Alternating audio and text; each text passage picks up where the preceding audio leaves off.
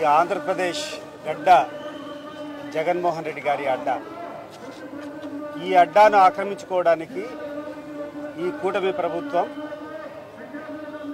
చంద్రబాబు నాయుడు గారు, అదే రకంగా పవన్ కళ్యాణ్, బీజేపీ వీరందరూ కూడా కలిసి అనేక రకాలమైనటువంటి భ్రమల్లో ప్రజలను ముంచెత్తినారు. వాళ్ళకు తెలుసు న్యాయమైనటువంటి పోరాటం చేస్తే వాళ్ళు గెలవలేమనేది తెలుసు. ఈరోజు వాళ్ళు చెప్పినటువంటి ఈ అబద్ధాల వల్ల సామాన్య ప్రజలందరూ కూడా అనేక ఇబ్బందులు ఎదుర్కొంటున్నారు.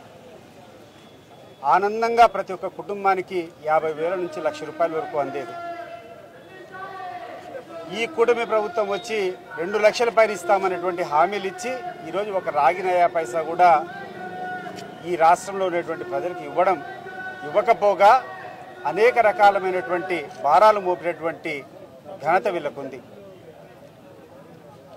పోయిన 5-6 నెలల్లో చూస్తే విద్యుత్ ఛార్జీలన్నీ అత్యధికంగా పెంచారు. రెవెన్యూ ల్యాండ్స్ యొక్క వాల్యూలు విపరీతంగా పెంచారు. గతంలో కంటే ఇప్పుడు దాదాపు 30-40% భూములు రిజిస్ట్రేషన్ చేసుకోవాలంటే రిజిస్ట్రేషన్ ఛార్జెస్ పెంచారు. అన్నిటికంటే దారుణమైనది ఏంటంటే 1,00,000 కోట్ల పైన ఈరోజు మళ్ళా ఈ రాష్ట్రం ఈ గడిచిన 10 నెలల్లో అప్పు చేసింది.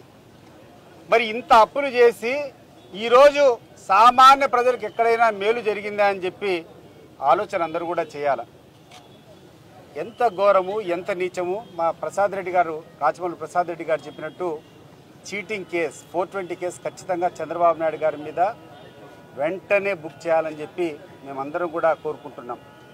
ఎందుకంటే ఇది వంచన, ఇంతకంటే నీచం ఇంకొకటి లేదు. ఈ చదువులకు సంబంధించి మిగతా విషయాలన్నీ అందరూ మాట్లాడారు. నేను ఒక విషయం వైద్య విద్య గురించి మాట్లాడదలుచుకున్నాను.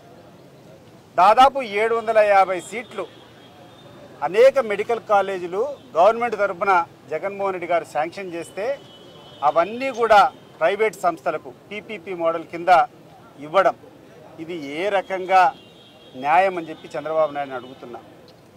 మాట్లాడితే విధ్వంసం అంటావు, మాట్లాడితే అరాచకం అంటావు, మాట్లాడితే అన్యాయం అంటావు, మాట్లాడితే అవినీతి అంటావు. గడిచిన 10 నెలల్లో నువ్వు సాధించిందేంది, నువ్వు చేసిందేంది ఒకసారి ఆలోచన చేసుకోండి చంద్రబాబు నాయుడు గారు. మీరు సాధించిందేంది?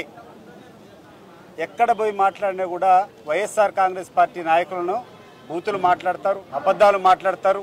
ఈ పార్టీ అంతా రౌడీల పార్టీ అని చెప్పి విష ప్రచారం చేశావు. ఈరోజు నువ్వు చేసేటువంటి చర్య ఒక్కసారి ఆత్మాలోచన చేసుకో. ఒక మహిళ నీచంగా కూర్చొని పబ్లిక్గా ఇట్లా తొడగొట్టి నా కొడకల్లారా అంటే ఆ వ్యక్తికి తీసుకొని పోయి ఎమ్మెల్సీ కట్టబెట్టడం అంటే ఏ సంస్కృతిని నువ్వు పెంచుతున్నావు, ఏ సంస్కృతిని నువ్వు పోషిస్తున్నావు? నువ్వు జవాబు చెప్పాలి ముందు. ఇదేనా నువ్వు పెంచాలనుకునేటువంటి సంస్కృతి? ఒక మహిళ చాలా గౌరవంగా బతుకుతారు మన రాష్ట్రంలో కానీ చుట్టుపక్కల ఎక్కడైనా మహిళలను పూజించేటువంటి పరిస్థితిలో మనం ఉంటాం. అటువంటి మహిళ బహిరంగ మీటింగ్లో తొడగొట్టి నా కొడకల్లారా ఈడ్చి తన్నుకుంటూ కొడతామని చెప్పినటువంటి మహిళకు నువ్వు ఎమ్మెల్సీ పదవి ఇవ్వడం అంటే ఏ రకమైనటువంటి సంకేతాలు నువ్వు పంపుతున్నావు, ఏ రకమైనటువంటి మెసేజ్ నువ్వు పంపుతున్నావు ఒకసారి ఆలోచన చేసుకో చంద్రబాబు నాయుడు.